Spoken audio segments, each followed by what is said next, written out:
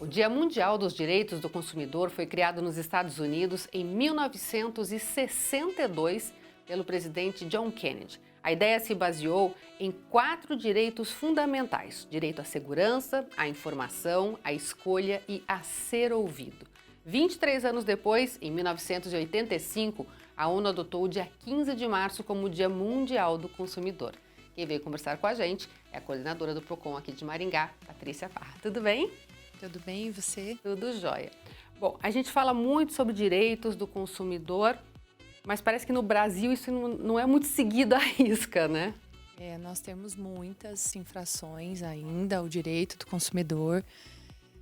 O código é antigo, tem muitos artigos, tem legislação específica que está fora do Código de Defesa do Consumidor e mesmo assim a gente tem muitas violações. Uma das coisas que eu mais percebo, aqui em Maringá mesmo, se a gente andar pelas lojas, é que aquele direito da gente saber o preço na vitrine ainda também não tem tudo, né? Tem loja que ainda não coloca preço na vitrine. É a falta de precificação, né? Ela é uma prática abusiva. É uma tática de mercado, na verdade. Né? O fornecedor, ele coloca o produto na vitrine, não coloca o preço para que o consumidor entre à loja e ele possa convencê-lo a realizar a compra. Mas é uma violação ao Código de Defesa do Consumidor e a gente vem fazendo desde o ano passado orientações, né, ações de orientações para os lojistas que passaram por um período muito difícil na pandemia. Então, nós optamos por fazer ações de orientação para depois fazer uma ação punitiva. Nós estamos quase finalizando todo o comércio de Maringá.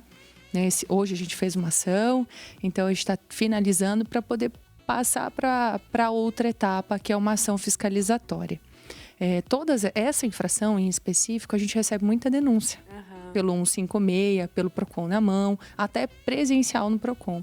Então, existe uma reclamação muito grande do maringaense pela falta de precificação. Nessas visitas, a gente percebe que algumas lojas eles não colocam o preço porque realmente não querem colocar e outras por desconhecimento da lei. Olha só, ainda tem desconhecimento, né? Existe o desconhecimento. Eles agradecem pela orientação, ao invés da prática punitiva já de início.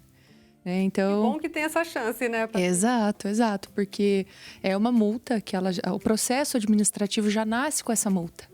Então, ele, claro, vai ter contraditório, ampla defesa, ele vai seguir, né, esse processo, mas ele já nasce com essa multa. Você acredita que no Brasil a gente ainda tenha alguma dificuldade em relação ao respeito ao consumidor por conta de muita gente não denunciar? Foram só R$10. Mas aí vai dar um trabalho se eu entrar na justiça. Porque assim, toda vez que a gente fala de direito do consumidor, não dá para não citar os Estados Unidos, né? Que as pessoas, começou lá, e as pessoas têm um direito muito grande, né? As empresas respeitam muito o consumidor. Só que lá também todo mundo denuncia, né? Você acha que aqui falta um pouco disso ainda? Falta. A gente tem números muito altos de reclamações do PROCON, de atendimento, de denúncias, mas ainda ele não é expressivo, considerando a população de Maringá, por exemplo. É o que você falou, a pessoa deixa de reclamar porque a lesão ela foi pequena. Foi R$10, foi R$15. Mas para o fornecedor isso é um benefício. Se a gente imaginar de 10 pessoas que têm problema com telefonia, 1 ou 2 reclamam. Então, os números da telefonia, ele tem 80% de positivo. E, na verdade, não é. Todo mundo passa por algum problema relacionado ao consumidor, numa relação de consumo. Eu vou ao supermercado, olho na gôndola, não tem o preço. Isso é uma infração passível de multa. Eu posso fazer uma denúncia. Eu vou ao supermercado, pego um produto e ele está lá por R$10. Quando eu passo no caixa, ele está R$20. Eu tenho direito à devolução desse valor em dobro do que foi cobrado além. Então, são situações que passam a ser corriqueiras para nós, mas que a gente não percebe mais, ou pula elas, né, durante a rotina do dia, mas que, se exigido, a gente teria uma outra visão sobre o direito do consumidor. O fornecedor buscaria mais segurança para o consumidor, buscaria obedecer mais esses direitos, que são tão importantes. Teria mais punição também, Teria mais punição. Quando eles me perguntam, mas o processo administrativo vocês só fazem a multa. Se não há um acordo dentro do PROCON, o consumidor não tem amparado o seu direito, infelizmente. Nós precisamos encaminhar ele para o Poder Judiciário para que ele possa solicitar ao juiz o ressarcimento daquele dano. Aí eles sempre dizem, mas qual é a finalidade então? Porque o dinheiro fica para o PROCON. Não, a gente multa a empresa e vai multando, até que ela aprenda que ela não pode violar o direito do consumidor. É o único jeito, né? É o único jeito, dói no bolso. E esse dinheiro que vai para o fundo, ele é revertido para o consumidor em outras ações. Né? Então, algumas pessoas deixam de denunciar porque eu não vou conseguir o que eu quero. Muitas pessoas querem dano moral. Sim. E isso só no judiciário. Mas quanto mais a gente punir a empresa que viola o direito do consumidor, menos ela vai violar. Com certeza. Uma hora aprende, né? Uma hora aprende. Essa é a nossa expectativa. Agora, uma coisa que eu percebi esse ano, principalmente, talvez até por conta da pandemia, é que o Dia do Consumidor virou meio que uma espécie de Black Friday, né? Hoje tinha anúncio de todo lado, todos os sites mandando e coisas. E isso o consumidor precisa ficar atento também, né? Precisa, porque a gente iniciou o Dia do Consumidor hoje, eu iniciei o dia com 2 ideias. A primeira de buscar no fornecedor que cumpra os direitos do consumidor, que não tem nada melhor para o consumidor do que ter o seu direito assistido, né, cumprido, o dever do fornecedor. E um segundo ponto seria o consumo consciente. É algo que a gente vem desenvolvendo dentro do PROCON de Maringá, o consumo consciente. Nós criamos no ano passado o núcleo de superendividamento. Houve uma alteração do Código de Defesa do Consumidor exigindo essa criação, nós fizemos. Nós temos essa semana a gente vai iniciar as audiências, né? E aí você identifica muitas pessoas superendividadas porque não tiveram um consumo consciente. Porque algumas, em razão da pandemia, perderam o emprego, não conseguiram arcar com suas responsabilidades, mas muitas é pelo consumo desenfreado.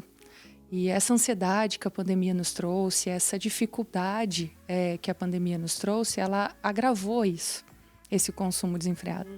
Então, mais do que o fornecedor ofertar ofertas mesmo, né, pro consumidor, é o consumidor ter a consciência do consumo. Será que eu realmente preciso?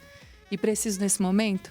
Porque se está na promoção, a gente já tem aquela predisposição a adquirir, mesmo que eu não precise. Exatamente. Né? Então, é uma propaganda que o consumidor, que o fornecedor faz agora, considerando a semana, o dia, hoje, de tentar aí captar mais vendas, captar mais clientes. Mas o consumidor tem que ter sabedoria nessa hora, né? Tem que ter sabedoria, tem que ter atenção, pesquisar, porque o que nós identificamos muito lá na Black, né, naquela semana da Black, são propagandas enganosas.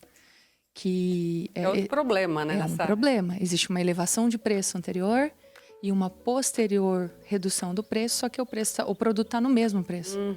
Né? E as pessoas acabam comprando desavisadas. Compra porque tá ali, tá fácil, tem poucas peças no estoque, então realmente é uma promoção. E, na verdade, tem algumas empresas que não têm a seriedade, né, de tratar a Black dessa forma. Ou vendem produtos que estão danificados, que é um outro problema. Então, a Black, para nós, é um momento de festa para o consumidor? Né? E o PROCON é a defesa do consumidor, não tem como deixar de se alegrar com o momento de festa para o consumidor. Mas é uma dor de cabeça muito grande, porque a gente colhe o depois. Né? O consumidor, então, brasileiro tem que ser mais crítico. Tem que ser mais crítico, tem que denunciar. Se tem dúvida antes de realizar a compra, ele pode ligar para nós no PROCON através do 151. Ele precisa pesquisar melhor. A gente tem muitas fraudes. A pessoa vê um anúncio e já compra e deposita o dinheiro, faz uma transferência bancária através do Pix é uma empresa, mas transfere para um CPF. Então, ele precisa ter mais atenção. E o que é mais importante, né? Ninguém vende pedacinho de terra na lua. Então, se eu quero comprar um produto que custa 4, 5 mil reais e tá por 500 reais, desconfia. Tá certo. Além disso, você pode ser considerado um receptador, né, de um produto que foi furtado ou roubado. Pode ser muito pior, né? Muito pior, tem que ter cuidado. Muito obrigada pela participação. Imagina, obrigada a você.